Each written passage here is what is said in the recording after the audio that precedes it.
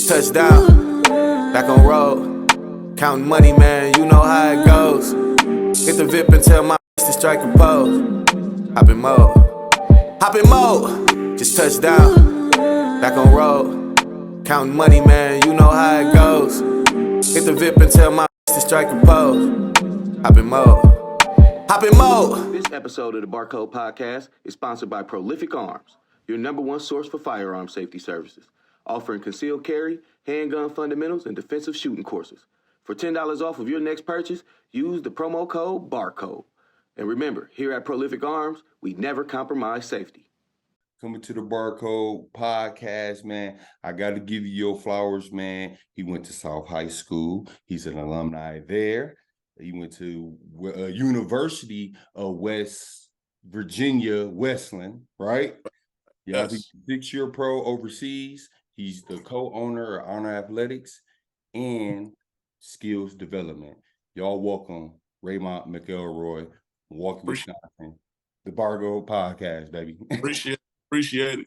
Yes, sir. Yes, sir. But you already know, Raymond, if you tuned into the show, you already know I got to start with some true false questions, man. Let's do it. Yeah. So the first one is the shortest player to ever play in the NBA, Muggsy Bogues, has 39 blocks in his career. 39? False. Damn, Raymond, that's true. He got 39 blocks, bro. 39 blocks in his career, bro. Yes. All right. The shortest player ever, Muggsy Bogues. All right. Yeah. All right. Yeah. Next one. Wilt Chamberlain once had 351 points in a 5-game stretch. Oh, he scored 100 a game. I could believe that, bro. That's true. He had 100. You know what I'm saying? Like, come on, man. That's crazy, dog. 351 points in the 5-game stretch. Nuts. Yeah. Okay. So I'm gonna do this. Dwight Howard in 2011 in the playoffs. Dwight Howard record 3 assists with 33 turnovers. You talking about when he's with Orlando? So yeah, 2011 Dwight. Lewis, 3 assists. 3 assists with 33 turnovers, though. The fact that you throwing it out there that strong, I want to say yeah, but I'm just saying he got Turkaloo, Jameer Nelson, like Rashad, like that's a lot. He getting double teamed, so that's tough. Oh, I'm gonna say he did that. Yeah, that's true. Hey, you was too strong. I'm like, I could read them. I know you 2, 3, and Yeah, so that's true, bro. Man, thank you for participating in that, bro. And I'm really excited, Raymond. You know, when I do my platform, you know, when people come to the platform, the Barcode Podcast, I'm really excited because, you know, we always sit up around and talk about basketball. And, you know, people think because I'm in the basketball world and Raymond was in the basketball world, or we played against each other or played with each other, they think I know everything. And I don't. So I really do appreciate you pulling up, but we about to get into it. Who influenced you to play basketball, Raymond? Man, my uncle put the ball in my hands. My uncle put the ball in my hands when I was young. He went to Washington. You know, he used to play at Washington, Charles Houston. So I always used to go watch him. I was always going to the park with him. And as I got older, I just started taking it more serious. So from there, but to add on to that, the first person I seen in high school going crazy, Marcus Hines had me come to a Mesmer game. Dog, Elliott was different. That's when I said, what? Dontrell? I'm like, like a lot. Keon, I'm like, yo. I'm like, this a lot. You know, and then, you know, that really, because I knew I was going to Mesmer. He's the Mesmer Milwaukee Lutheran. And I remember Hines at Mesmer. I'm like, I'm going to Mesmer. So that's right away. That's where I went. Yeah, dog. It's crazy, dude, that you bring up Elliott's name too, bro. Because Elliott is one of the players that I say in 05 is one of the top players, you know. It might ruffle some feathers, man. If not, one of the best players in '05, besides Rick, because Rick is my favorite '05 player. Don't hate me, Marcus Landry. I love Yeah. Ricky Franklin, and then Marcus second. But you know, you can put Elliott in you know, top 5. You know what I'm saying? So for you to come into high school and see Elliott and, you know, even Dontrell and Keon, you know, they was good players. You know what I'm saying? So Tough out gate. yeah, out gate. Now, now you said your uncle put the ball in your hand. Did Yeah. you start playing AAU early? Because I know you cousins with Monty Gordon. Now, did you get a chance to play with DTA or like? I didn't. I'm gonna be honest. I really didn't play AAU until like my sophomore year in high school. Wow. I didn't really. Everything I was doing was in the backyard. Everything for me was in the backyard at the parks. And I'm seeing these guys with names, and of course that's the motivation right there. I'm around Monty, I'm around Corey, I'm around these guys, Tosh, and when they won the national title, I'm like, this crazy. Like this was nuts. Like, you know what I mean? I was around like Lil Marcus, I was around them Tosh, Chuck, like, man, I'm like, this crazy. You know what I mean? So of course that was the motivation. Honestly, being around them, and I was a year older. So I'm like, I felt like I was always a little bit behind. I'm like, man, they cold. Like they playing against Lil Romeo. I'm watching them watch film again. I'm like, this is crazy. You know what I mean? Yeah, like I never played AU until like my sophomore year, and then to go into that, I never played for no major program. I always played with the Wisconsin Wizards. You know what I mean? And I was loyal. You know what I mean? Rest in peace, Coach Bell, who passed this year. But I was just loyal to him because when I started killing, we playing, you know, these teams, and I'm getting 30. I'm averaging 30, like, you know, and I started obviously getting recognition, and teams started like, man, why don't you come over here? And I was like, no, I'm cool. Y'all didn't want me then. We good. Like, let's just stay where we at. You know what I mean? Appreciate y'all, but I'll see y'all again. It's all good. Yeah, for sure. And you know what, Raymond? I feel like it's crazy, dude, because I get praise for having that attitude that you have. Yeah. But it seems like you get penalized for that.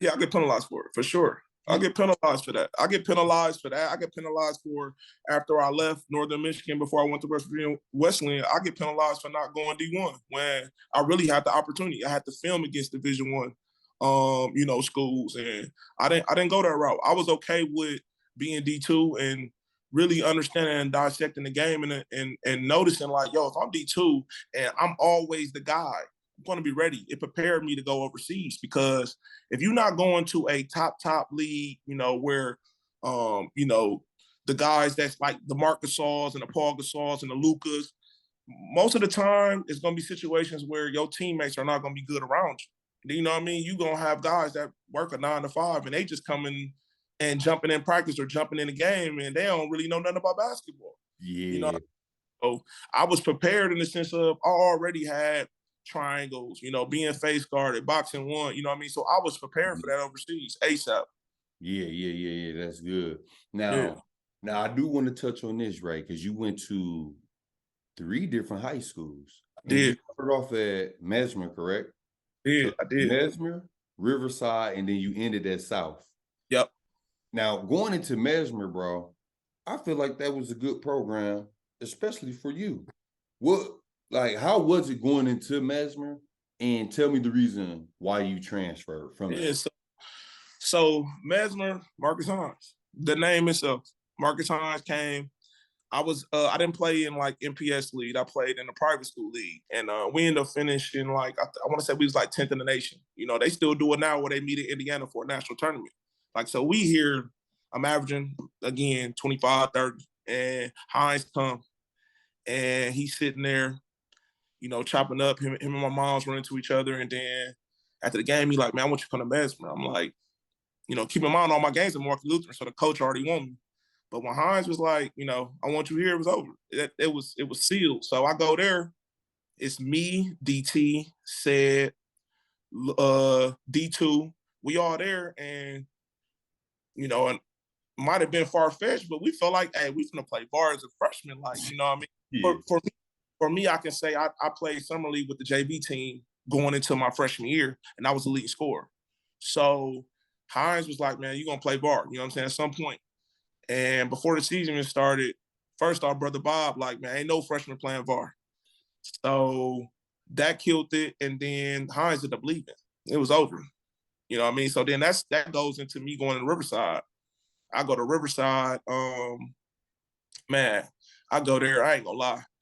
Rick was different, bro. I don't even no lie. Rick Franklin was different. And I remember I was at open gyms with them, but I started on JV. You know what I'm saying? I started on JV. I'm averaging probably 35, 40 the first 4 or 5 games.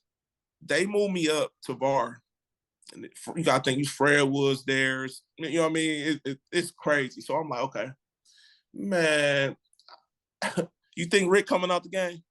Rick could have 4 fouls in the first half. Rick is not coming out the game. And they want me to back up Rick. So I'm like, all right. And I just remember I got up out of there. And I went back to Mesmer. And Mesmer was cool. I remember us being up, we was up 20 against Milwaukee Lutheran. Me and DT going crazy. Me and Dennis Thomas, we going crazy. And I remember at halftime, we both looked at each other like, bro, we out of here. You know what I mean? We just didn't feel like our coach knew what we was doing. They had Derek Hankish, Travis. I forgot the tall kid. They had like a 6'5", 6'6" big. Man, listen, they got hot. You know, if Travis and Derek get the going, it's over. Man, they got the going by the time he put us in, we down. So we knew we was gone. So DT go to Tech. Me and Said go to South. And we had South. And I ain't gonna lie, I feel like we had a lot of talent. We just didn't mush. We needed more time. And I remember Shump had a lot to do with that. Eugene had a lot to do with that. And then Moser, you know what I'm saying? Yeah. I was at Neighbor House. I ain't gonna lie, that being at Neighbor House around Mario Johnson and them, that's when I really started understanding like the discipline of basketball. You know what I'm saying? I was angry. I'm always known to have an attitude. I did. But running into them, that was different. We had to run for everything. I'm like, oh, yeah, it's over. My body language, it was always big on body language. I'm like, okay, I got it now. All right. But yeah, I ended up at South. And then out of South, I had like Cleveland State coming to a practice, had a couple small D1s. I remember I had some top JUCOs. But I ended up being a qualifier. And for my family to see a full scholarship to a university, they like, you gone. You going there. We ain't trying to hear about no JUCO. We ain't trying to hear nothing. I'm like, all right, cool, I get it. So then I ended up going to Northern Michigan. And I was there to my junior year. Yeah. Okay. Now I do want to say, now the first time that Hines dipped from Mesmer, I want to say, is that the year he came to Vincent, right? He came right to Vincent. And that's where Elliot, Breon, and Brandon went with him. So I want to ask you, because that's my senior year. That's my senior year. Yeah. Why you didn't transfer there with Hines if y'all had a good relationship, right? For me, I got to be smart about my decision and what I feel like I need to do and what I feel like was best for me. And what was best for me was South. South had pieces missing. Shump was leaving. So Shump was like, yo, I'm out of here. I feel like you could fill that void at point guard for me. And they gonna need you. So in my eyes, that was the best decision. It wasn't about, a lot of guys get caught up in being in a program and being seen instead of actually playing and contributing to winning. I'm not finna be that guy. I wanted to go and do my own thing, and that's what I did. Yeah, exactly. Now, you didn't catch a lot of backlash going to South Division, did you? No, I didn't. I was supposed to go back to Riverside, but I talked to Coach Luckett and things like that, and Coach Tyrone. But at the end of the day, I'm okay with my decisions. Whatever I decided to do, it was about my family and those that was around me. I didn't care about fitting in and this persona of these guys that played. I was cool by myself. Okay, yeah, I can dig that. Now, so now you choose South, Shump gone, and now you said, who was all on that team? Who was all on that South team when you went? Ed, Martin, we had Lil Buck, we had Lovey, we had Dave Armand, we had Big Jerry, we had Michi. That they all came from Vincent. Who else we had? We had Big Rick. That's crazy. We had guards. I remember the guards. Like, I don't know Big Rick. I know you, Lovey. No, said left hand said, right? Smooth. Yep. Well, yeah, go ahead. I ain't want to cut you off, but who else? Yeah, Yeah, so that was the squad. And what's crazy with Moser prepared me for college in the sense of discipline, like running plays. Like he had a system. You know, he had 5 and it was different. Like it'd be like 1-2 or 1-4, and then it'd be 2-3. Like it was a read, and you had to he really taught me to, you know what I mean, to really like understand basketball, and I was cool with that. So, and Moser, I ain't gonna lie, man, Moser don't get the respect he deserved. Moser helped a lot of guys that were in the city that didn't have nothing. We talking about big time guys that end up going to top JUCOs. Moser is that guy, and I don't think he get enough credit for sure. For sure. And you got to think, Moser, every year when he was playing, South was relevant. You know what I mean? I feel like South was really relevant. Not saying they was dominating outside, you know, I remember, they was a game from state. I remember Dwight hit the full court shot on them with Shump. Killed Shump and them going upstate, full court. So, again, that's a build of, you know, they had Bonbon there too. Bonbon had just left, Shump left, Steve White left. And then all of us, nobody 20 and 10. I don't care what nobody, you know what I'm saying? 20 and 10. I don't care what nobody feel about it. 20 and 10 in the city, and you knew it was coming. Yeah. But yeah. So South was a real good decision. Cause even after South and I was done, I remember being in Chicago, living in Chicago for a year. And I'm like, man, I need a gym. And I called Moser. Moser got me hooked up with South Suburban, which is one of the top JUCOs. And he was letting me work out with their players all summer. Then he ended up connecting me to the G League guy for the Bulls, and all this from Moser. This is all from Moser. You know what I'm saying? So Moser really that dude, I feel like, in the city that do not get the love like he should, you know what I mean, in my opinion, as far as connecting guys. Sure. Yeah. And man, we all know this, Raymond. That's a part, and that's why, like even though I went to Vincent, it was a household name team. Yeah. I always was like an underdog type of guy. I didn't like all the attention. So with South not getting all that attention, they don't want to give credit when credit's due. You I understand that. I've been there. That's my life, man. Yeah, exactly. Life, man. Middleton of the Mill. That's what I call it, man. The Middleton of the Mill. I don't care. I'm in the Middleton of the Mill, period. Dude, I actually like that. We're gonna get to that though, Raymond. Hold on. So now y'all you form this, y'all get together at South. How was the season like though? Like did y'all have a good record? Who was some of the the tough games, or was y'all getting your ass kicked or what? Listen, it's raw, uncut, and it's honest. I'm gonna keep it a buck. We ran into Vincent first game. Listen. This Bree and DG and Marv and all them or no? No, stop playing, man. Yes. Okay. Yes, and it got ugly. We was above 500 for sure. It wasn't like that, but we was going Chicago, Ohio, Kentucky, which was another reason Moser was sending us everywhere on top of the Terry Porter Classic. So South had the benefit of being, the exposure for me. So, and that's how Cleveland State came about. I remember going out there and a guy was going to Rice State, light-skinned cat, going crazy. So they come when they go see UWM, they in practice. They come see like 2 practices. And I remember that was the first time I'm like, dog, it's hand reach. D1 right there. It's right there. And I remember Norris Cole signing there, and I knew it was over. I ain't hear nothing else. You know what I mean? I ain't hear nothing else. I'm like, dang, I thought I had it in the bag. Yeah. I thought I had it in the bag. For real. Damn, dog, that's crazy, dog. So you play against Vincent and you get partied. Y'all got partied?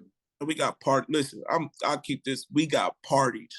It was a party on Lapham, South Division.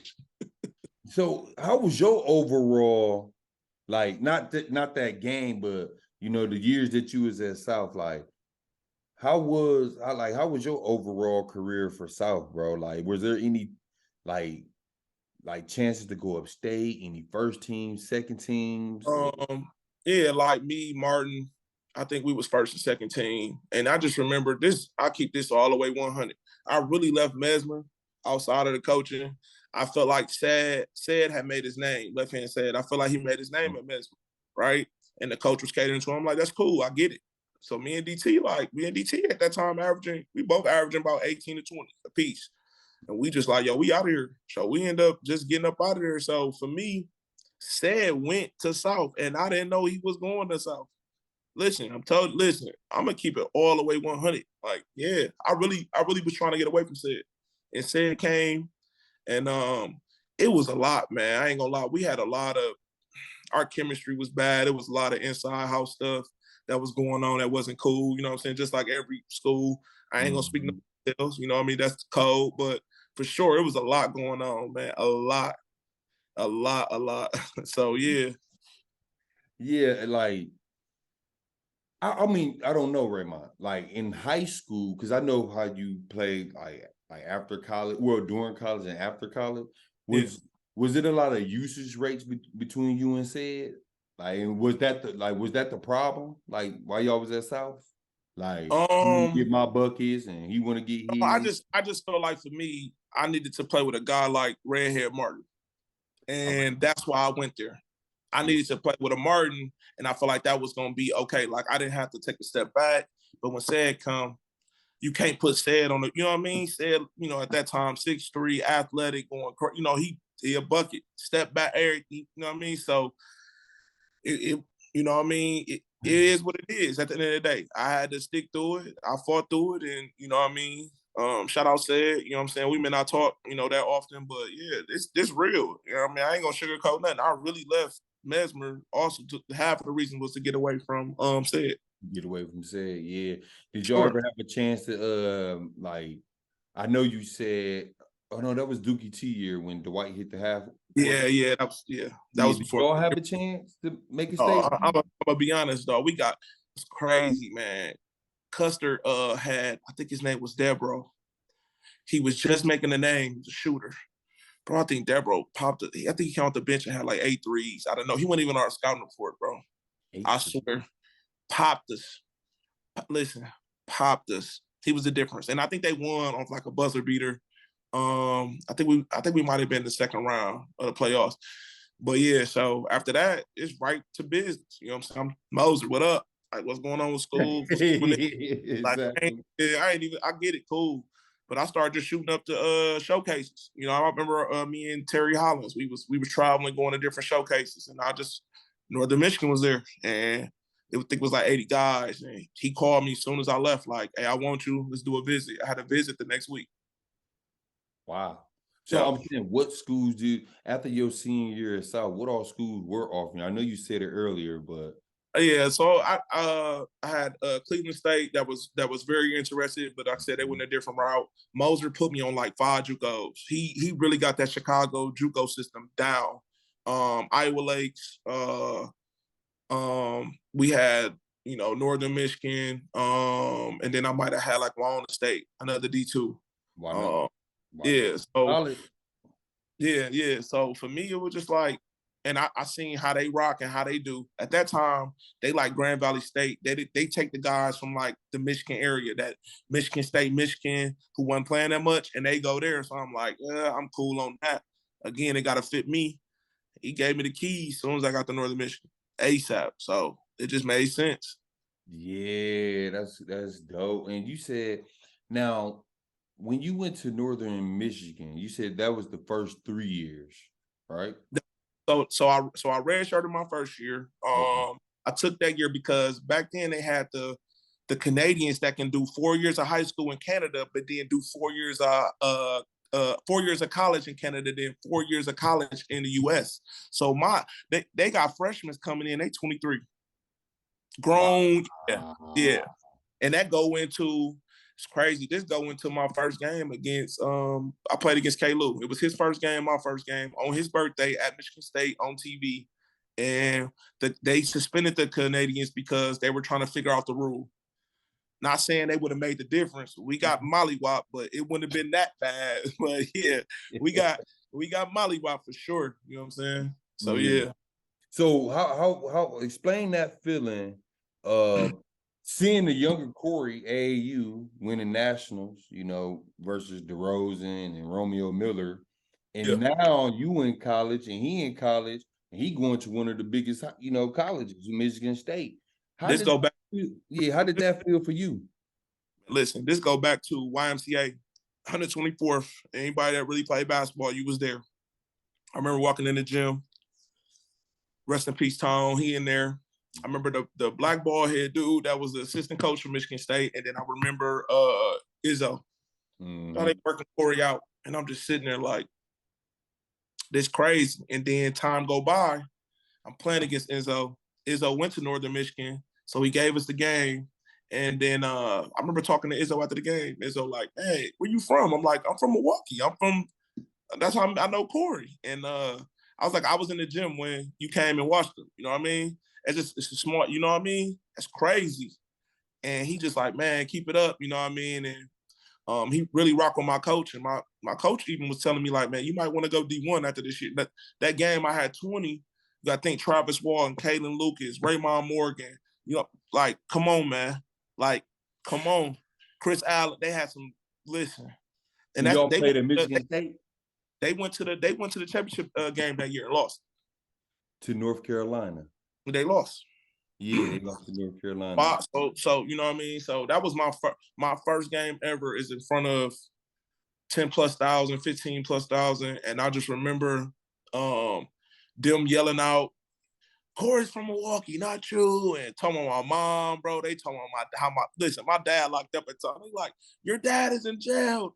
Raymont, where's Harold? They going crazy. Like they really was like that. And then I remember Corey like, hey, do not say nothing to the crowd. Don't look. If they smell it and sense it that you paying attention, it's over. You know what I'm saying? So I really kept it like, all right, because we shook up in the the middle while he was warming up. I was warming up, and that was definitely like for me, that was a highlight, man. To be on TV my first game, and then him playing against him his first game, it was dope. It was a great experience. Dog, that's dope, bro. And I was gonna ask you that too, Raymond, as far as like reacting to it. You know what I'm saying? Because we both have a chip on our shoulder. It's almost like we emotional and angry mixed together. And you know me, I'm the type of motherfucker. What? Yeah. Like, so as good as the bitch Corey said, like, dude, like, look, nigga, he's going.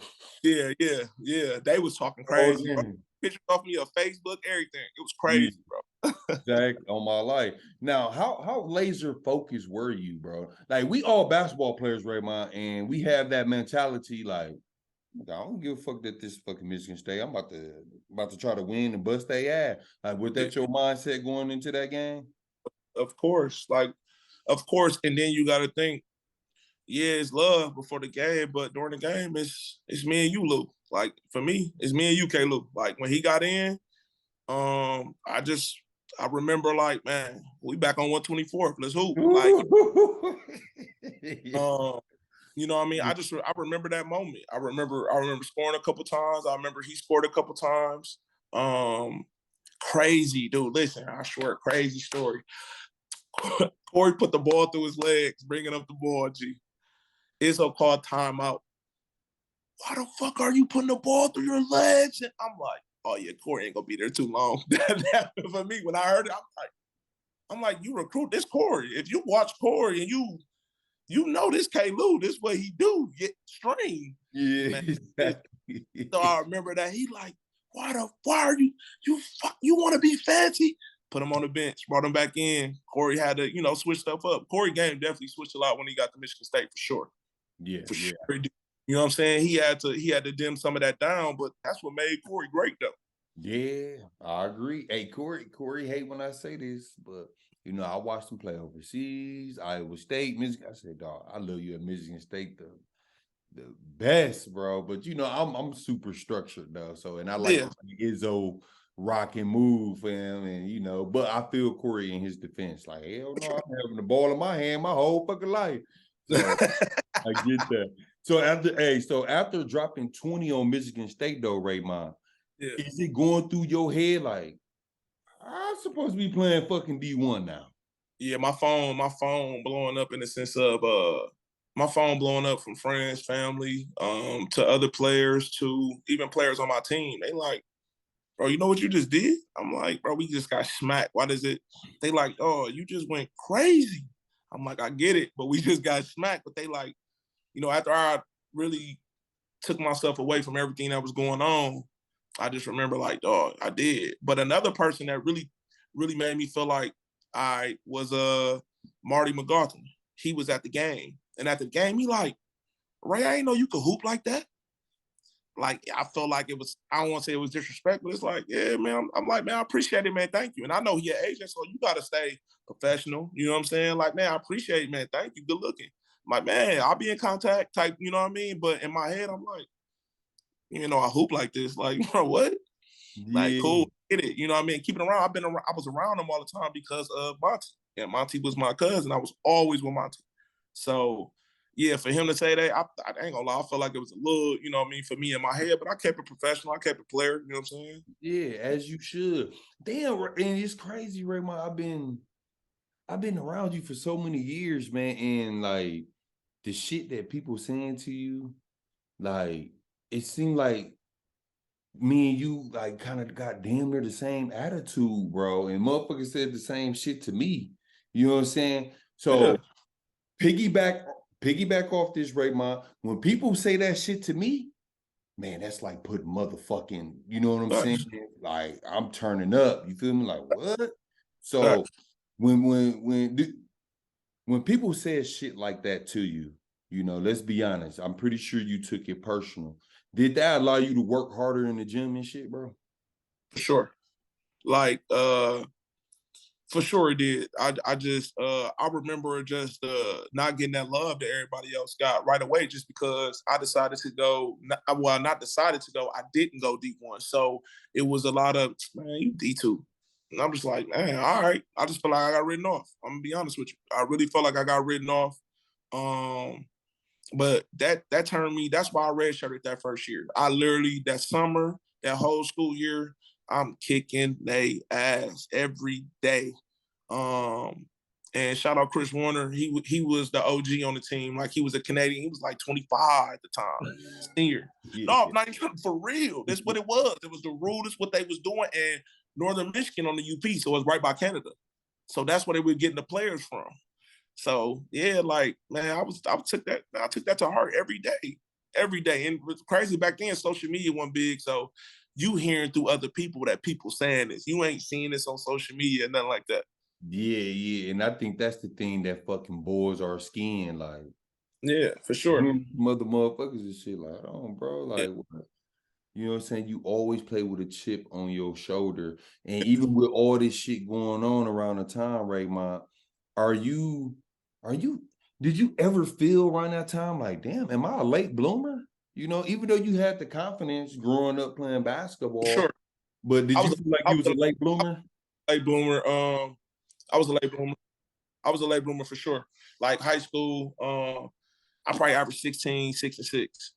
And then to go make that jump right away to a university, no JUCO, none of that. It was different for sure. Like it was different. But I took that time, like I said, I'm on a gun, 1,000 shots a day. I was really focused on my craft and what I wanted to do. Yeah, for sure. And so when y'all got back to conference play, you know, Michigan State kicked y'all ass, but y'all get back to conference play. Who was some of the like motherfuckers like, you know, in your conference where you like, damn, dude can play, or damn, dude got some damn defense, I gotta come with it? Was there some players like that in your conference? I remember Wayne State and Grand Valley State always got Michigan State and Michigan guys that, again, didn't play much.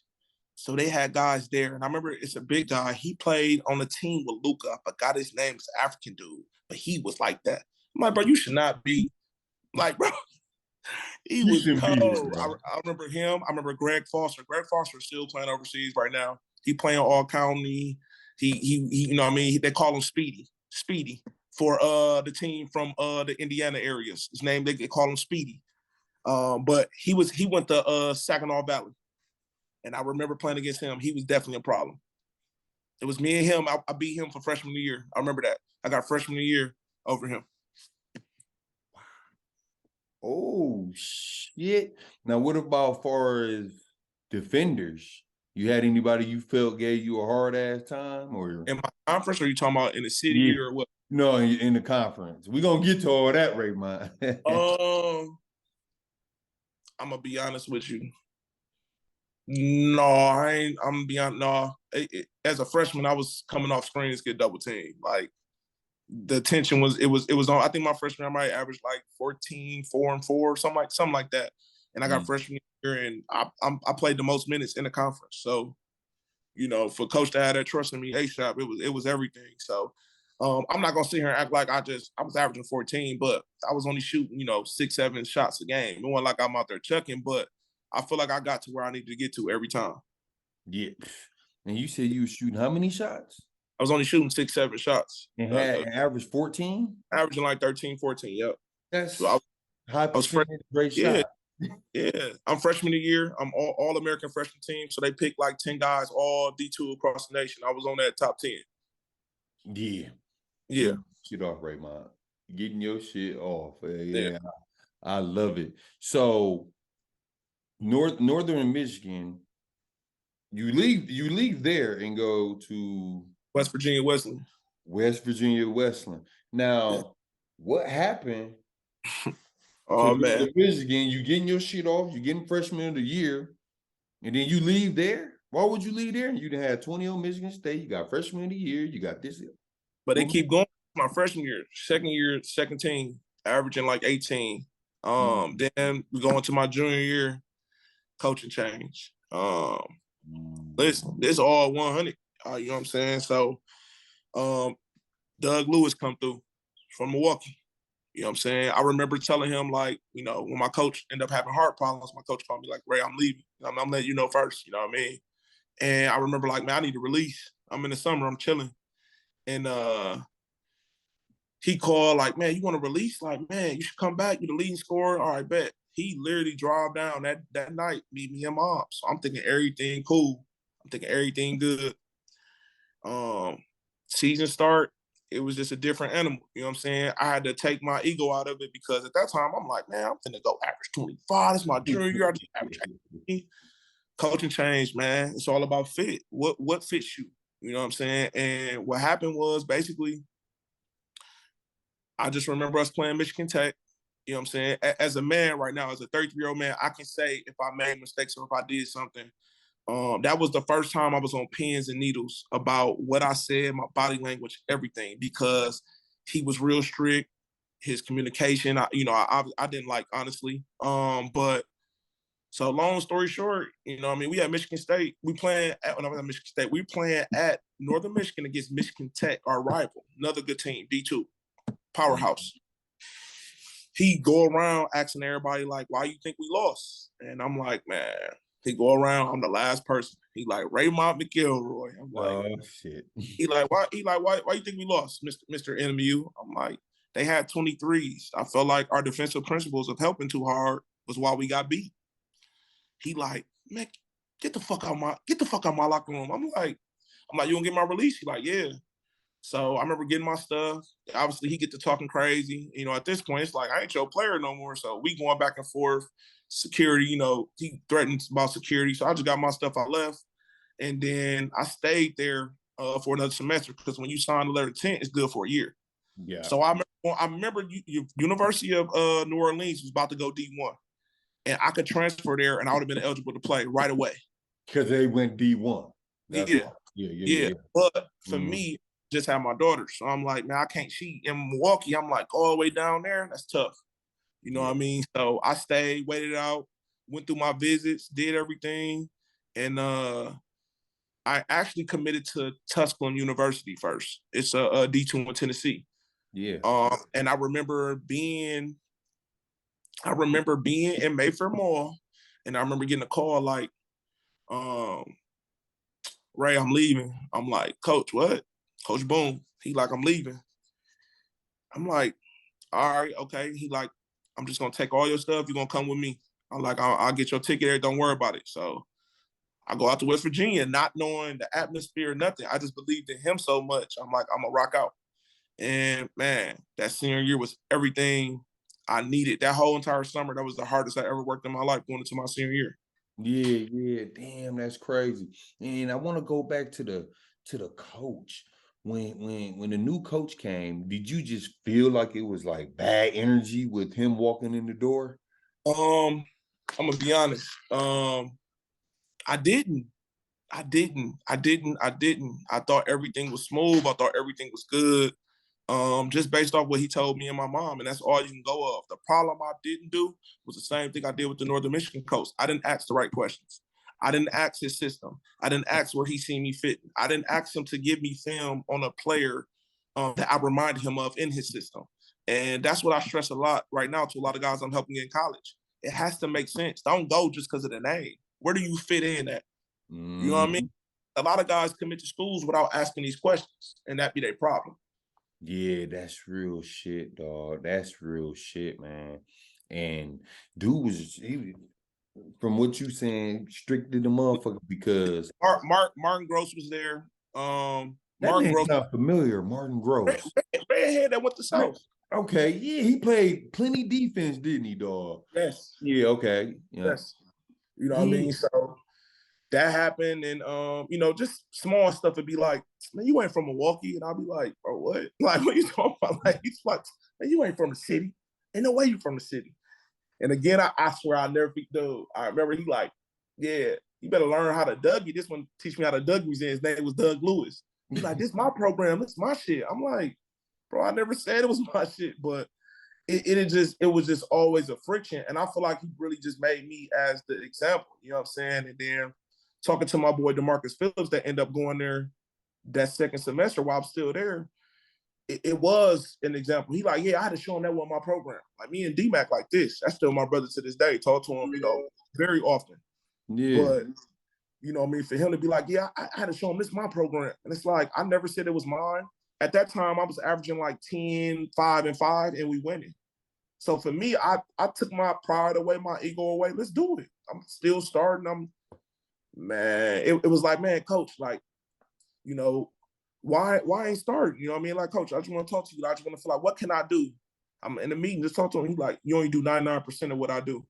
And I'm like, okay, I see what time we on now. Okay, yeah, he on bullshit. Yeah, now you on that. So I get it. You know what I mean? So I had to get up out of there, man. So I stayed and I remember that being one of the lows of my life, period. I was depressed, man. You know, I'm around my teammates and they still invite me to parties and they still going on the road, and it ate me up, bro. At the end of the day, I was one of my lowest moments for sure. It's like, man, I remember standing up for these guys. Why y'all ain't stand for me? You know what I mean? And that's when I had to get a little bit more selfish about myself. You know what I'm saying? I remember, hey, if he late again, he going home. I remember telling him, hey, no, he was late because of me. Because his name was Kim, went to Detroit. He was came from Detroit. He was gonna send him home. So I took that L and ran for him. But it was y'all time for me. You know what I'm saying? Nobody did that. But at the same time, I had to get more selfish about me. And I ain't gonna lie, that happening was the best thing that ever happened to me because that coach I played for, man, set me up for life to go, you know, overseas and do what I needed to do for sure. That's some real shit, Raymond. Yeah, that's some real shit. Yeah.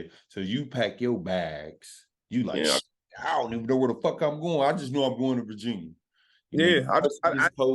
Bags was in Tennessee, bro. I came home for just for right before school started. I'm thinking I'm going back to Tennessee. So I get that call. Grabbed your bags for you. Yeah, he like going. I'm like, what this? And I remember that year they had just went to the tournament. They had lost in the first round of NCAA tournament, so it was a winning program.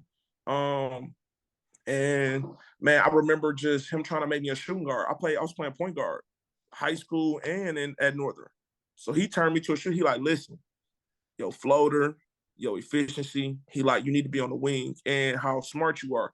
His offense was motion. You read the defender. Read the defender. What else could you ask for? You know what I mean? So for me, we go into that year. At one point, like I said, I was top 3 in the nation in scoring, D1, D2, and D3. And we winning. We finished our record. My senior year record was 22-9. We went on a 15-game win streak. In the midst of this, I go 48, 41, 41, 35. The 35 was crazy is against Mozilla, who is the coach of the Boston Celtics. It was the first time I seen a triangle boxing one. First half, sound crazy, right? Yeah. Dude is so smart, bro. That's why when he got the job, I'm like, he's the perfect guy. He already knew. Bro, when I say he was different, bro. Like he was different. He really knew it. And I remember having trouble with that second half. It was over. You know what I'm saying? That broke my 40-point streak. NBA started calling though. When I had 48, 41, 41 back to back, and it's against winning programs, and you know what I'm saying, it's conference play. Hold on, what was the teams? What was the teams that you was having? I had Memphis, Chicago, and Milwaukee. Like UW. And what happened was, no lie, that's how I found out. No, I'm talking about the team that you were scoring the 40 points on. Okay. So, Glenville State is where Mazzillo, before he went to Boston, that's where he was at. He was at Fairmont State as well. West Virginia got like a 16-team radius in West Virginia of D2s. Okay. And they all good. Like Willing, it's called Willing Jesuit.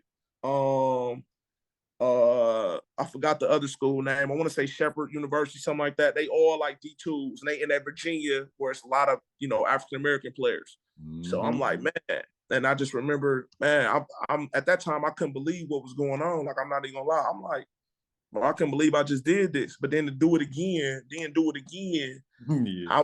Wow, man. And then the thing that impressed me the most for myself, looking at it again, looking back, was the efficiency of it.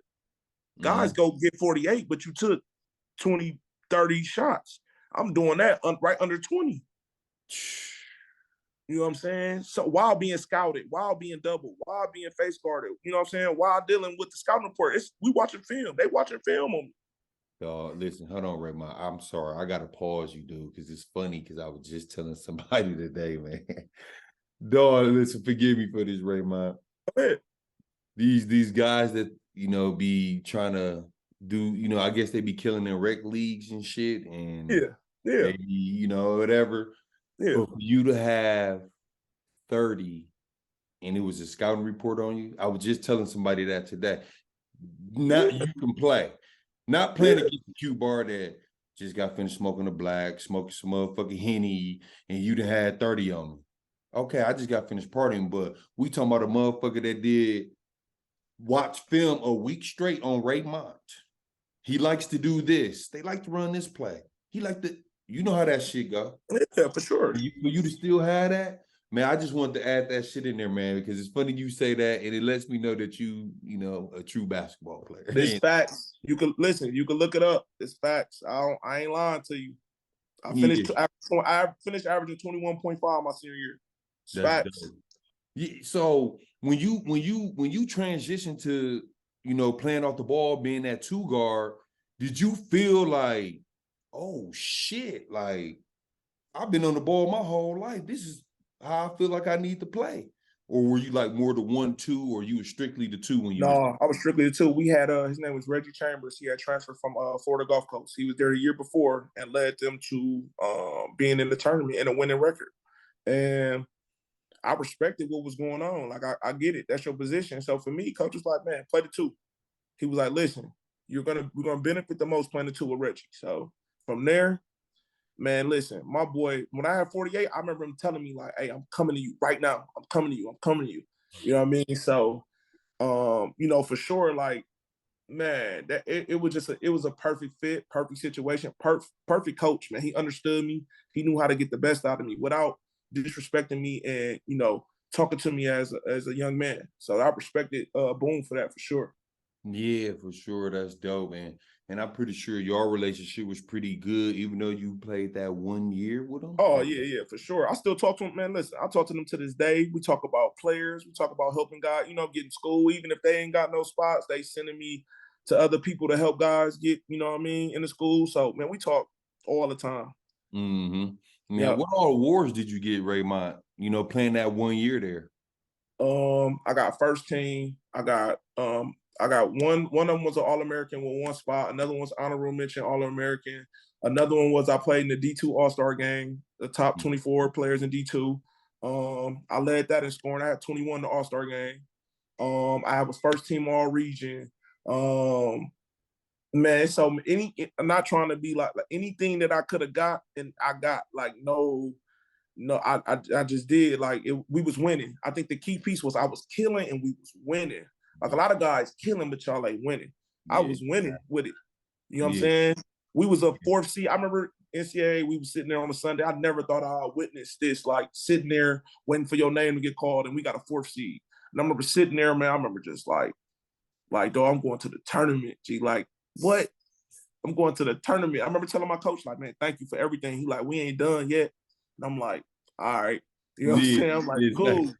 You know what I'm saying? So, man, yeah, for sure, man. Boom, Lil Boone and Big Boom was a real. They was real ones for me, for real. Yeah, for sure. And Raymond, listen, man, you should know me well enough to know, like, you own this platform for a reason, Raymond. All right. One, I always want to know your story, like I told you. For sure. Two, it's almost like you here to get your shit off, because people need to hear these type of stories, because you know where we from, you know, and it's fucked up. You know, everybody got their own opinion, but where we from, people call you a crybaby. They call you, so, oh, Raymond could have did this, but he this. Yeah. Get your shit off, bro. Yeah. You talking to Q Bar, you on my shit. Yeah.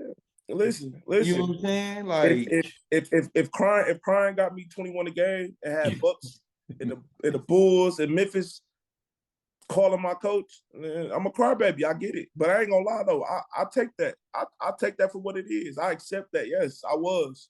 It was a lot going on, and that tapped into my history and what was going on with me. You know what I'm saying? My personal life, but I took it out on the court. That's all I had. You know what I'm saying? To take it out, and for me, that's what I did. But if you want to label me a crybaby, I'm cool with it.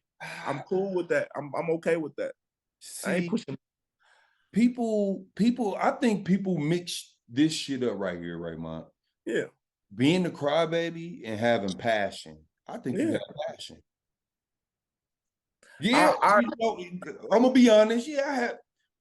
It's because it's Q Bar. I have my moments when I'm in open gym and I'm like, dude, Raymond a fucking crybaby. Damn, off, man. We didn't the moment. You know what I'm saying? But when we really talk about this shit, it's having passion, bro. Yeah. You know what I'm saying? And if you don't show your passion like the next person, it's soft, or he's a crybaby, or he's this, you do that. You know what I'm saying? Whatever. But man, so you finish up there, you get all them awards, you know, you tight with your coach. Yeah. And now you got now how do it work, Raymond? Do you get a call? Hey, we want you to come work out. Listen, this how it all went. It all happened. It dropped so fast. I'm gonna explain how. This ties into my Northern Michigan coach. Okay. So coach tweeted, just got off the phone with the Bucks, the Bulls, and Memphis. So I'm like, so I call him. He heard me delete the tweet. I couldn't do nothing. I'm like, coach, why you say he like, I'm not supposed to be doing, you know, whatever. I'm like, I get it. Back then you couldn't. I'm like, cool. Yeah. So he's just talking to me, and he's like, man, they all, you know, it's a scout that's asking for these teams, and he's asking these questions. And my coach obviously like, man, he athletic. You know, I ain't athletic at all. I ain't got none of that. So he like, man, look, the guy trying to get you a roster spot. He's trying to get you a roster spot for the summer league. So I'm like, man, if I can get in this, it's over. So my mind right away was, hey, call moms. Hey, come get me. I'm gone. The league called. This gonna all, you know, I'm like, I got the All-Star game in 2 weeks. I knew scouts was gonna be there. So I'm like, cool, let's do it. So after the All-Star game, I remember scouts was there, and I called my coach. I'm like, man, will you get any feedback? You hear anything?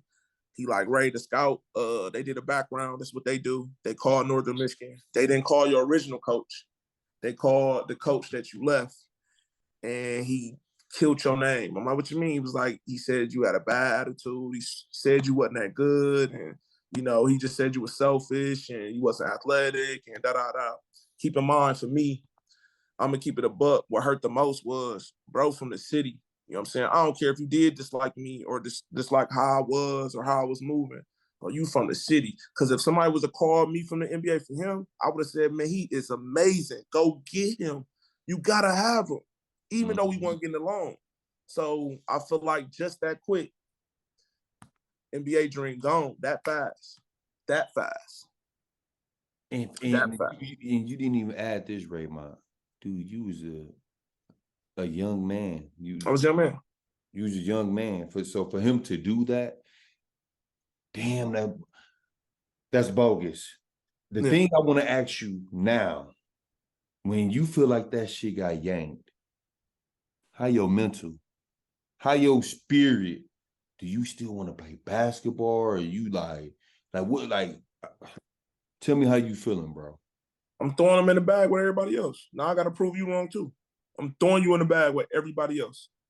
I'm throwing you in the bag with everybody else. I remember going back to Northern Michigan. I remember Lil Hakeem was up there. Lil Hakeem was there. Lil Terry Nash was there. And I remember I went because I was still cool with the guys. Some of my guys were still there. And I went up there to visit. I remember going in the gym to hoop with them. No, they ain't had no practice or nothing. I remember he seen me. I was in there. He like, man, get out my gym. And we get to going back and forth. We on the bounds of fighting. And I remember he saying like, yeah, your career over. That stamped what was told to me for me. And what also stamped it, this tap into one of the legends from the city. You could ask Boo Wade. When Boo Wade asked for film and went to Lee Central because the Bucks was calling, he kept Boo Wade from getting his film because he wanted Boo Wade to come back. If I'm lying, I'm flying. I was working out with Boo Wade the whole time he was talking to the Bucks. I'm not lying. This is certified stamp. I heard about that too, Raymond. I heard about that Blue Wade situation. Come on, man. I ain't lying. He did it to me too. Like, listen, it is what it is. You know what I'm saying? Damn, that's some deep ass shit. Yeah, threw me in the. Hey, listen, I throw him in the bag with everybody else. Now, my career over. Okay, now I'm finna go and I'm finna go get this bag somewhere different. I'm finna move a different way. It's cool. I'm gonna get it. It's gonna come through basketball still. Yeah, for sure, for sure. Yeah. Now, if he don't throw salt on your name, Raymond, all right, so this is getting the summer league roster. Yeah. Don't throw salt on your name. What you think deep down inside that your chances going to the NBA was? Or were you trying to get that stamp and then land that big contract? I'm gonna be honest. I wanted that stamp because I know anybody that touched that summer league started out making $250,000. I know that. I know that from talking to people, from being overseas with guys. 250. You get that even if you just on that roster. More than likely you're gonna go to a high level. You're gonna be all right. But you know what I'm saying? For him to do that, you know, it definitely killed that. And then for you to ask, you know, do I feel like, I'm going to be honest with you, did I feel like I was, you know, as quick and no, but I feel like I'm going to give a shooting chance. Put me in the game. I might hit a couple floaters. I might make a couple dimes. I might hit a couple threes. You never know what can happen. Now, do I think I'm better than guys? You can't tell me I'm not better than nobody, but I understand in the politics. People got to understand some things is God-given. You can work as hard as you want. Derrick Rose had a turbo button, bro. I remember playing with Derrick Rose. Turbo button. It's something I've never seen. It's like, bro, how do you stay in front of this? Like, how do you stay in front of it? And we think Corey fast. Bro, Derrick Rose is times 10. Man. You know what I'm saying? So, again, I'm going to be realistic. I really wanted that spot to stamp me so I can go get this bag, a different bag, like a, you know what I'm saying? And that's how I was thinking. That's how I was thinking, period. That's all I was thinking about. Like, man, I just want to get here, do this. I'm stamped. I'm on the roster. Whatever happens, I'm cool with because I know I'm finna go get a bag. Get a bag, yeah. So, so NBA dreams get yanked, you know what I'm saying, because the situation. What's the next step for you? You go overseas right away? Man, what's crazy is I end up signing with two different agents. And everything was, this guy's a D2 guy. He's a D2 guy. And I'm like, I averaged 21. I played Michigan. I played Michigan State. I played Green Bay.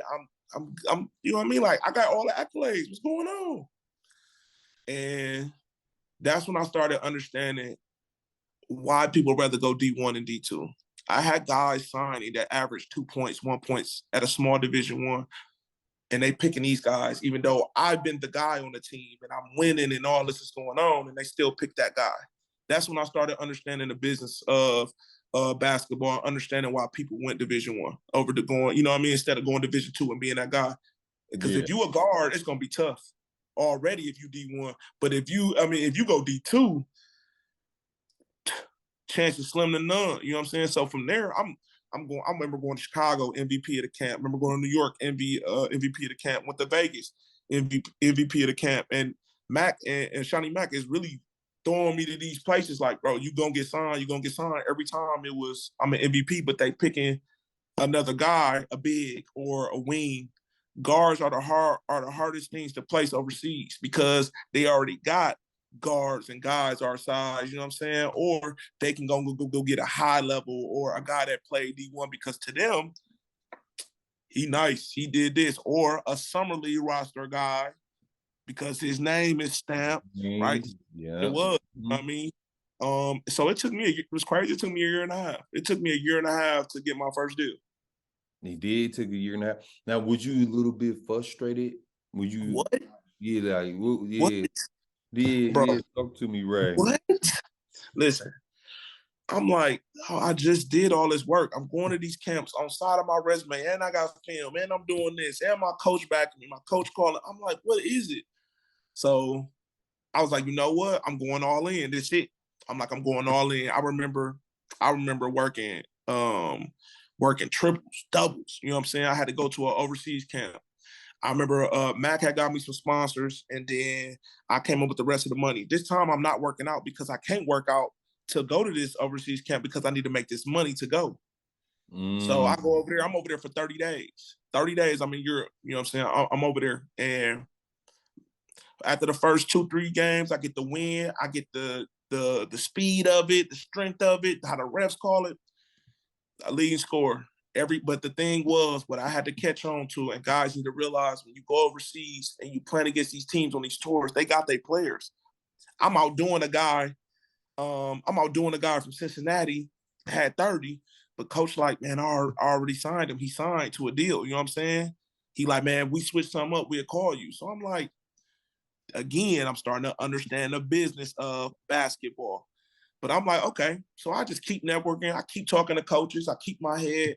And I actually ran into a coach that connected me with an agent. His name was Matthew Hades, and he was top agent in Germany. So he got me my first job in Morocco. Called me like a month later after I came back. I was in Morocco. I was in top league Morocco. Yeah, Morocco. Now, add this, Raymond, because I never played overseas, and I know it's a lot of guys that play overseas, and where we from, it's a lot of people that's talking about the different leagues. Shit, I'm thinking overseas, even though I knew it was like different levels and stuff. Yeah. Did you have to start from the bottom, or did you listen, top league? Like, how it go? This uncut, this raw. Top league Morocco is not top league Mexico. Top league Morocco, on my first deal, I think I caught 2 a month. But go from there to Saudi at triple. So I go to Saudi, triple. Then I go to Mexico, double. You got to work your way up. And that's another thing with guys, man, the entitlement of, oh, this guy doing this here, I'm just as good as him, and I feel like I should be making this money. No, listen. And it's a thing, and it's not trying to be funny or throw a shot. Some guys' resume's not better than mine and feel like they should be going to go make 100K right away. That's not how this works, bro. No, that's not how this works. No, sir. Yeah. That's not how this works. You know what I'm saying? You got to climb up, bro. That's it. You know what I mean? At the end of the day, that's it. Stop worrying about everybody else's path. Worry about your path. Your path is your path. You can't count nobody, and you can't pay attention to what somebody else doing. And if I am paying attention, I'm using it as motivation. I'm not thinking like I need to be there and I need to be doing this. No, I use that as, all right, I gotta get there. I gotta do this. I gotta do that. You know what I'm saying? Yeah. That's real shit, right, man. Yeah. People gotta find their own lane, man. And yeah, man. I feel like people need to quit relying on basketball like too much. You get what I'm saying? Like you, for example, you took basketball, you got a business, you an entrepreneur, you know what I'm saying? Yeah, like, sure. Approach it that way, man, because the ball are not gonna be dribbling, bouncing forever, man. So especially any trying to get a bag right now, I ain't gonna lie, it's watered down. You know what I'm saying? Unless you leave stamp, it's watered down. You know what I'm saying? So leads that I know for a fact, I got a call a couple months ago from Mexico. A place I was making 10 tried to hit me up talking about 2. I'm like, I'll make that off the clothes. You know what I'm saying? Yeah. Like, come on, why would I go leave my family to go do that? It's watered down, especially after the pandemic. Everything is different. You know what I'm saying? And again, you got to start from the bottom. People got to stop. They just finna shoot up. If I learned anything as I got older, people are entitled. All around, people are entitled, and I don't know why. I don't understand it. No. Yeah, You know, bro. it's not People, that. yeah, they got to chill. Now going into the overseas world, do you feel like, well, as you got older, or even Yeah. now, looking back at it, do you feel like, damn, like being a Division II player, like your back is against the wall, like, you know what I'm saying? Because of course back then you Yeah. look at it as like, shit, I played D2, I averaged 21, I did this, I did that, like, Yeah. motherfucker only averaged 2 points, and y'all signing dudes for That, me. that was the smartest thing I ever did because it prepared me, bro. I was ready. So I'm in Saudi Arabia. This how they used to play me. I bring the ball up. It's a guy, guarding you, bringing the ball up. It's two Americans. Hold on, let me say this. It's two Americans in Saudi. Your locals are soldiers. They not even real hoopers like that. And they throwing a bag. So you go to Saudi, you expected to do a lot, like a lot, right? So I remember just bringing the ball up, guy here. As soon as I beat him, another guy come.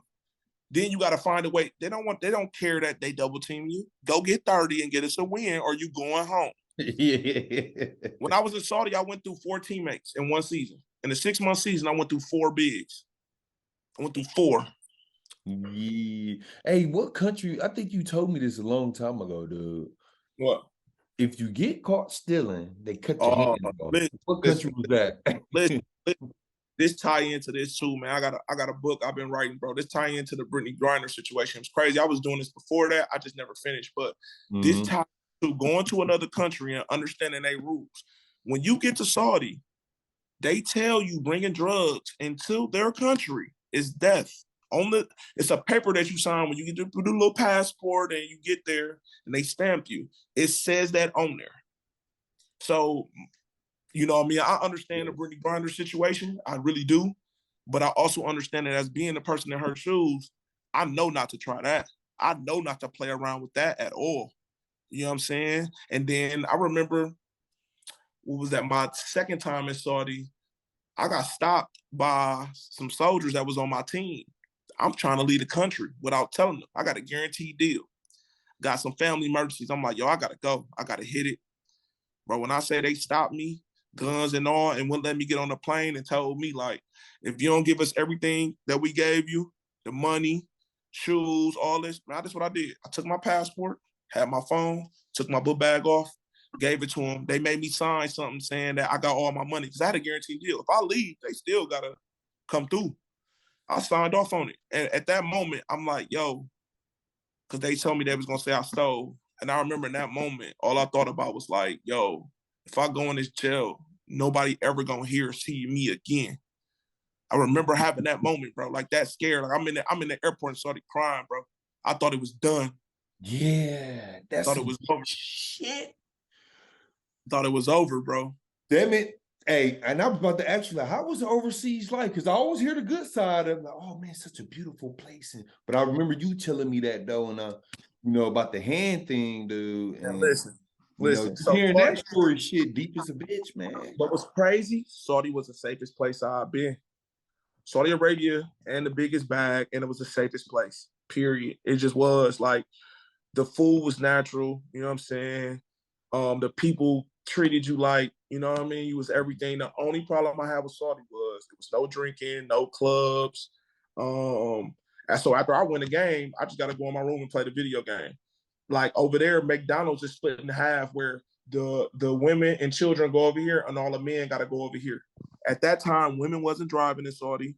It's like that. And then I remember, I swear, and I almost got in trouble for this.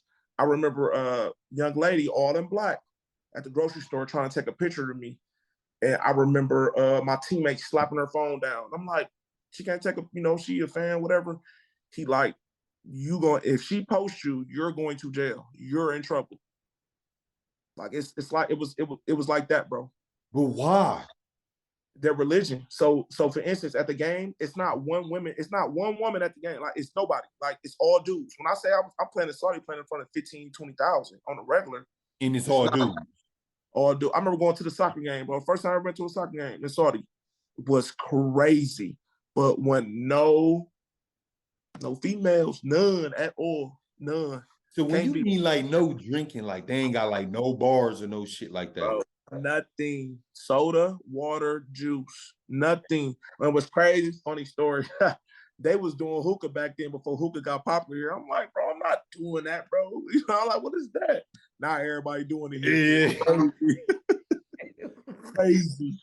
So listen, I know you was laser focused with basketball because shit, you couldn't do shit. But like, did that kind of fuck with your mental? Because you coming from the city, you already know, like, you know, at our game, you seeing young women, old. You know what I'm saying? Man, it was tough because for me, and that's why I say people say they want to go overseas. Everybody not built for it. I know some people that go and come right back. You know what I mean? Because they just not built for it. But going to a country like that where it's that closed off, I remember I had a 4-bedroom, 3-bathroom house to myself. Chef, the person clean my, I had everything. I got everything, but you worry about the crib. You worry about what's going on. You worry about, you know, when your baby's sick. You worry about, you know, something going on with your family.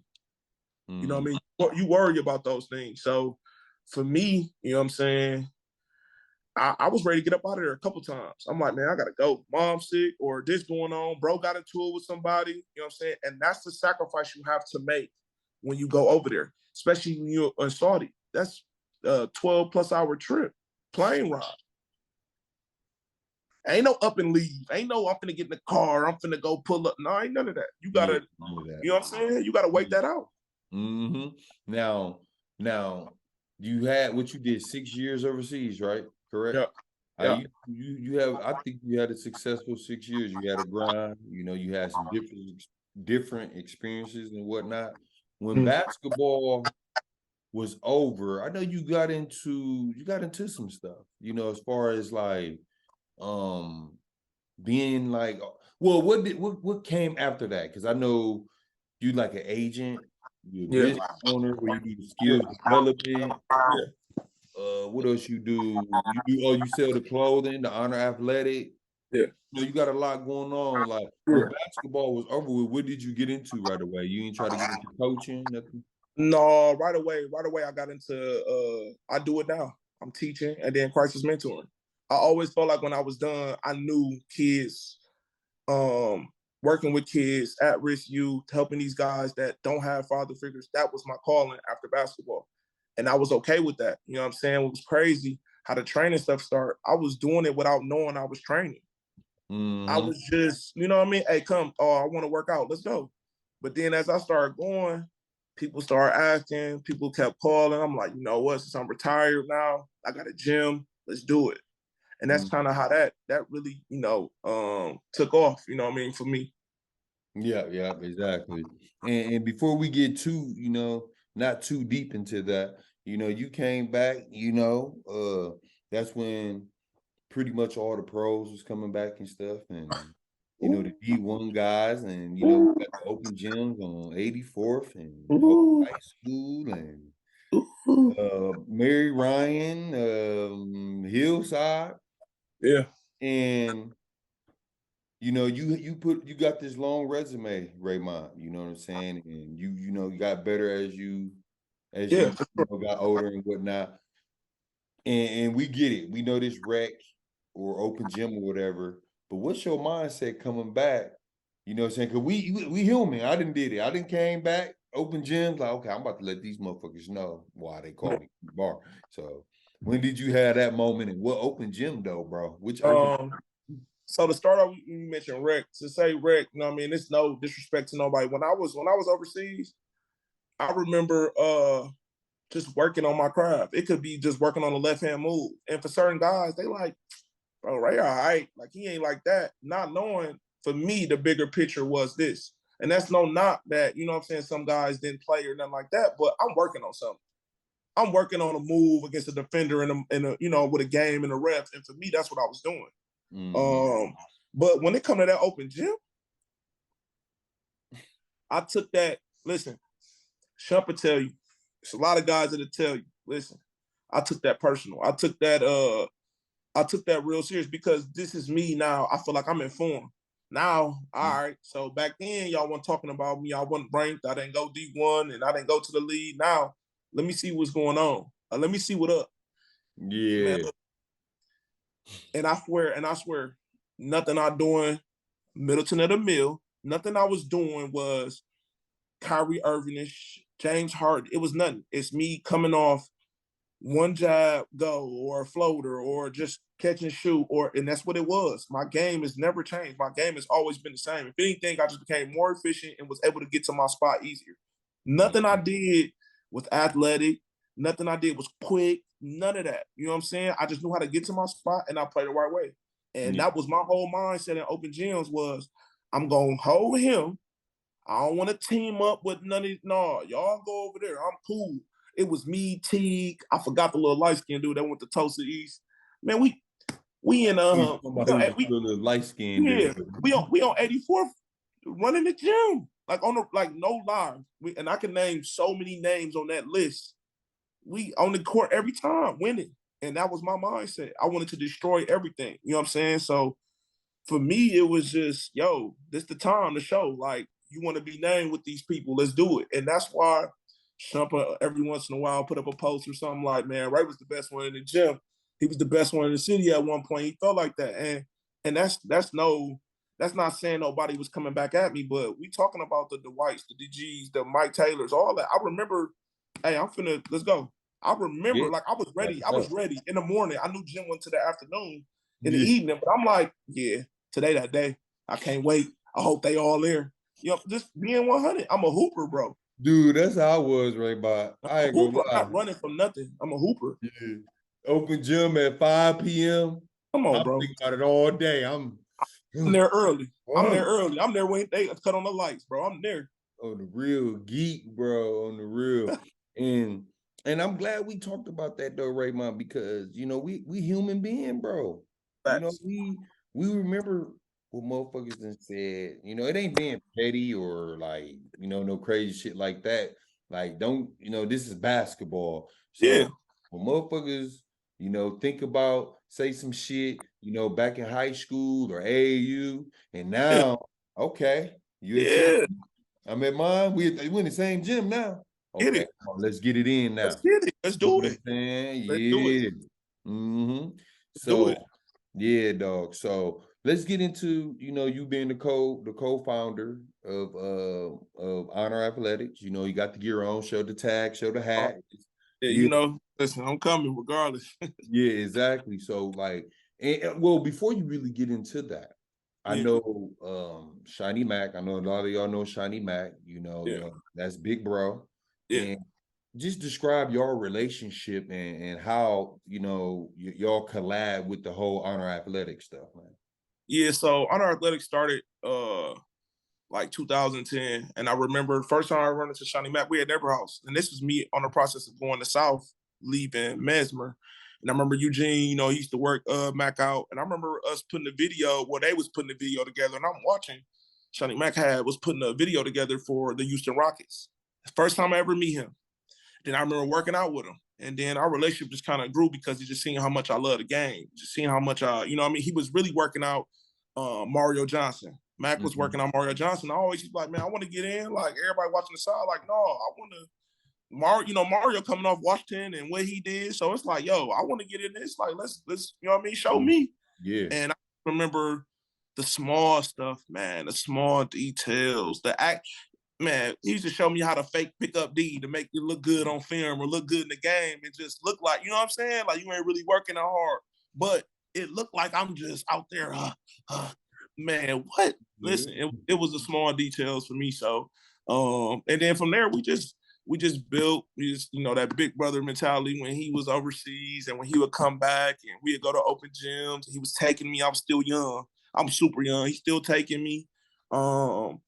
And from there, we just building on that. Like, he just, you know, he big bro. Like, that's what it is.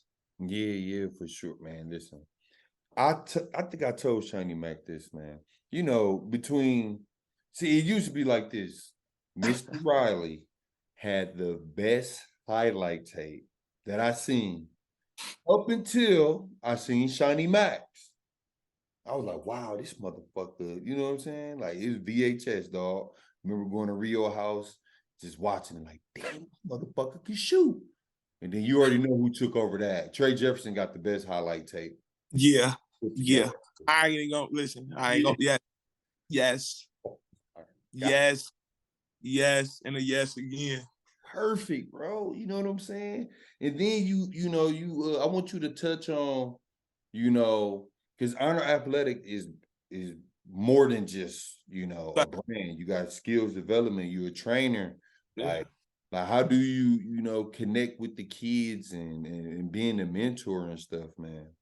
So what the Honor Athletics was crazy is my biggest customer, no lie, my biggest customer is the kids. The kids, wristbands, hoodies, the hats, socks, they headbands, they just, man, they show love. Like it's crazy. And I didn't expect that. So that tie in because they just want to be a part of something. So instead of being part of a game, come be a part of Honor. And that's my mindset with it. And that's what I'm like, man, you can't wear Honor, you acting like that. Like that's how like, come on, man, that's not how we move. And that was kind of my way of, connecting with them on top of the fact that I'm an African-American, I'm in my younger ages. And to have a teacher like that had played overseas, that's an entrepreneur, then I'm doing a crisis mentor and you're seeing how I'm moving. It was just, for me, I just wanted to be a difference. You know what I'm saying? For me, I just wanted to be a difference in the community, period. You know what I mean? Whichever way that meant, you know what I'm saying? And then the training piece, that come with it though. You know what I mean? A lot of kids that I do crisis mentor, you know what I mean? Or my players, that basketball, they bring a brotherhood, period. You know what I'm saying? On top of the Honor Athletic movement, you know what I'm saying? So to have that love from them is just different, you know what I'm saying? So I'm real grateful, for my players and my clients and, anyone that show love. So for sure. Yeah. And it's crazy, Raymond. Like you've been a mentor for a long time, bro. I was at St. House for a minute. Whenever I come back from overseas, it's like, man, I can't sit around and just hoop all day. I'm finna hoop. Let me go get this little money too on top of this, and that's just what I wanted to do naturally. You know what I mean? I just always wanted to be around kids and impact them and help them. So that's all I've been trying to do. Period. Yeah, man. And you continue being a good mentor too, Raymond. You've been through a lot, man, and you always had your back against the wall, dog. And man, to me, you overcame that, man, and conquered, and you doing what the hell you supposed to do for these kids, being a good mentor. You got a brand and you appreciate it. These kids, yeah, for sure. Helping these kids with the sports and stuff, man, and skill training. So okay. Before I let you go, Raymond, it's like a few things I want to ask you. Maybe a couple. Yeah. Maybe, tap in. maybe a couple. You know what I'm tap saying? In, I'm gonna say some things too. Tap in. Okay. All right. So I'm gonna name 10 players. All right. But I'm a pair them. And okay. you just pick. And okay. people usually ask, like, okay, am I picking my team? I'm letting them tell whoever you think was better. All okay. right? Go ahead. Dupree Fletcher or Draylon Burns? We talking 1-on-1, 5-on-5. Which one? That matters. I always get that reaction too. I want to know which one. I just want you to pick. All right, so quick sideline story, dog. I remember watching upstate, and I remember they was down 20. And I remember Madison Memorial couldn't get the ball past their own free throw line. When I say stole a ball 5 straight times and they end up winning that, I swear, I'm talking about down, Braves, back up, timeout, back up. I'm talking about they couldn't get by him. Like he cooking, bro. When I say that happened, bro, listen, Draymond, 40 love, listen, I get it. But listen, was who I could relate more. Draylon was 6, you know what I'm saying? He was 6'4", strong as a mother, you know what I'm saying? So for me, it was for sure I'm gonna take Okay. I like that, dog. I'm gonna take All right, Trey Jefferson or Billy Mimis?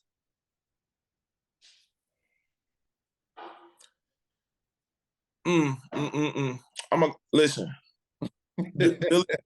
Billy got the coldest handle I seen, bro. No lie. Since when I was young, I remember watching him. But as far as longevity, that gotta play a part. Longevity has to play a part.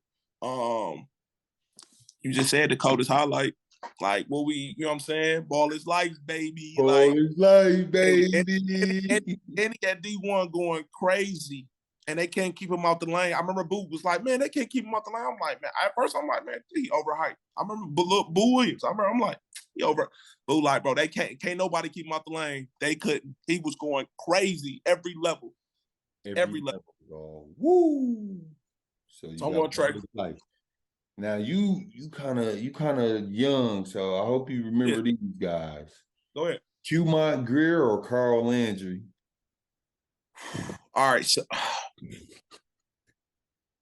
longevity play a part of this. Listen, Qmont, footwork. I get it. Footwork. Listen, fucking but we got to take longevity part of this. Yeah. A lot of guys don't like saying just high school, just college, just this. So we gonna take everything. Come on, man, Carl. Okay, got you. I like that, Raymond. I like that. Yeah. Okay, this is gonna be a good one. Jerry Smith or Ricky Franklin? Yeah, I know you said longevity, but that's still a good one to me. But I like to hear people respond. I can't be biased, so I gotta go with what I said. Okay. But as far as playing against both of them, 1-on-1 or 5-on-5, Ricky Franklin was different. Okay. I'm gonna say Jerry because you gotta take Louisville and you gotta take all that together. Mm-hmm. But man, don't play with Rick. Don't play with Rick. Yeah, that's so. Come on, Rick, man. Ooh, man. Corey, no, scratch it out. No. No. Deontay Garrett or Dwight Bikes?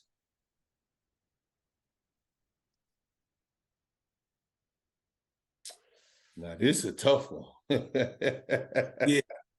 Ooh, and they both 07. Ooh. Yeah. All right.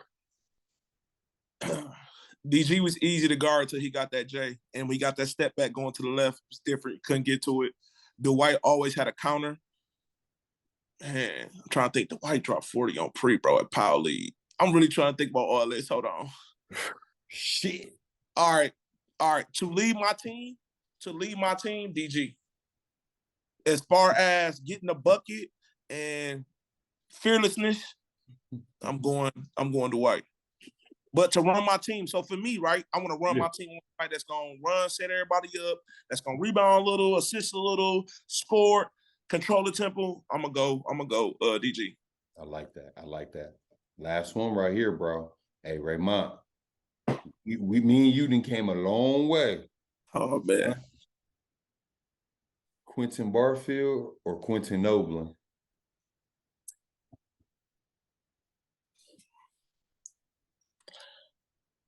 I felt like you was limited based on what was around you. Mm-hmm. And I remember just relating to you, and this might be biased, man. This ain't just because it's your Westland. I could relate to you. That's why we used to butt heads about the fight all the time, and how we carried ourselves, and the chip on our shoulder, how we was moving. He had a crazy midi. He did, but I just remember the games I went to Vincent. I remember you taking the other team best guy. I remember you just being to me, you was the Draymond for Vincent. That's what I felt like. Yeah. You know what I mean? So I feel like how important you was kind of get left out. You know what I'm saying? So just because I could relate and you played the right way, and based off what you had around you, I feel like if you was to swap y'all out, you would have did way more over there than, you know what I'm saying? I feel like he kind of would have been the same boat or even maybe a little, you know what I'm saying? No knock, but Vincent, a lot, bro. Mm-hmm. Going on over there for sure. Yeah. Damn, that's real shit, right? Man, listen. It's I appreciate you, bro, for sure. Oh yeah, for sure, bro. I took a lot of backlash going to Vincent. People don't know, bro. Oh, for sure. I already lot. You supposed to go to Riverside or something? Where you supposed to go? Yeah, bro. You supposed to go with Rick to Riverside. I heard about Rick called me today. I said, Rick, the episode coming out Monday, man. Yeah. You know, he's like, man, I'm still mad, man. Me and Rick was with each other every day, bro. Every day. I was enrolled in Riverside, bro. So let me flip this on you now. Let me flip this on you. I know you see the comments about the errors. You know what I'm saying? About the about what? the era on Facebook, the different eras, basketball era. Oh, yeah. This is an honest opinion. I really want to. This ain't no opinion. It's a fact. Give me a game. Okay. The last crackingest game I've been to was Vincent 07, like DG Bree and Yusuf and all them City, all them against Monty and Corey and Trail at Pius. Give me a game that was that cracking before. I mean, after that. And this goes into why I feel like no knock. Yeah, they had good players. I'm not saying they got heavy hitters. Overall talent is what I be preaching. Don't nobody want to hear me about this though. I'm just talking about the overall. Right now, we go to a game, we know a guy going to go get 30, right? We know which guy, right? Yeah. Back then, you could have got 20. Javon could have got 20. DG went to Iowa State, bro. What you think DG averaged this senior year? This how deep Vincent was and how good they was. He wasn't going crazy. Yeah, they were stacked, bro. But my knock is after, give me a game that you was like, I got to go to this high school game. I think the last time I did that when I seen Hero. Okay, you know what? And it might be a little tricky because DG know what 07, Corey 08. After 08. I was in college. The next game I went to that I know probably was cracking way harder than that. What? Brookfield Central and Germantown. Brad and Riley LeChance versus Monte Bearden. Bro, they were selling tickets for $200, Raymont. What? Whoa. Raymont, come on, dog. They selling. But again, hold on. Game. Hold on. I'm about to ask you a question, though. Okay, go ahead. Give me who was on Brookfield Central? Riley LeChance, Brad Newman, Elijah Goodman. I forgot the tall, athletic white boy name that had hops. I forgot. But for Germantown, you had Lamonte Bearden, you had Brian Bearden, you had Showalter, you had the Showalter brothers, you had Avercamp little brother. Hey, so again, for talent though, no, DG was better, bro. That's what I'm talking about. Talent, and guess where you had to go. Hold on, guess where you just had to go. Guess where you had to mention them suburbs, right? Okay, yeah. So my thing is, after 07, 08, even South, the Pulaski's, the North Divisions, they was solid. They was at least decent teams then. After that, come on, man. Let's be honest. It wasn't the same. It wasn't the same. It was a drop off. That's all I'm saying. It was a little no. See, you being nice. I think it was a huge drop off. Yeah. My opinion. I'm sorry, Ray. I think like I told you, I give Corey shit. You feel what I'm saying? Like, man, 08, man, y'all was all right. But then you got the name and everybody. I said, oh shit, dude, 08. Like, damn, I didn't know that. My bad. You exactly. Yeah. But we gotta get out of this stigma where like just because we disagree on something, we gotta be beefing. I just seen some people talking about little kids. You know, they were talking about one kid was better than another kid, and then the next thing I know, somebody apologizing. I'm like, bro, you weren't brought up like that.